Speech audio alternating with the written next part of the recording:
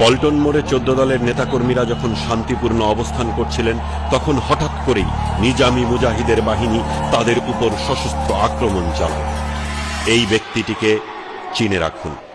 ইনি 28 অক্টোবর 2006 বাংলাদেশের স্মরণকালের ভয়াবহ রাজনৈতিক সহিংসতার জামাতি জিহাদের নিজামী মুজাহিদের সেনাপতি, ইসলামী ছাত্র শিবিরের কেন্দ্রীয় সভাপতি মাসুদ।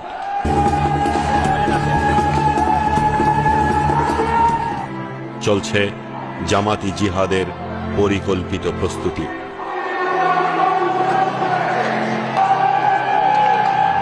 নানা অস্ত্রের পাশাপাশি রিকশায় আনা হচ্ছে ইট,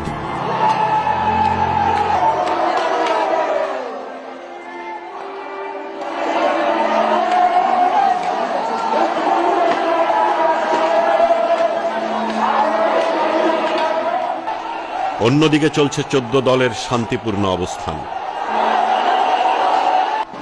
জামাতি প্রস্তুতি।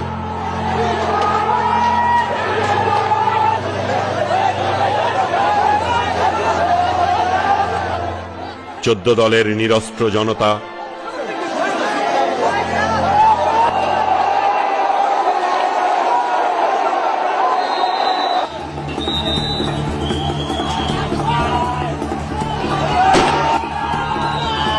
জোট সরকারের পুলিশ বাহিনী সশস্ত্র জামাত শিবিরের বিরুদ্ধে ব্যবস্থা না নিয়ে ফিল্মি স্টাইলে ঝাঁপিয়ে পড়ে 14 দলের নেতাকর্মীদের উপর।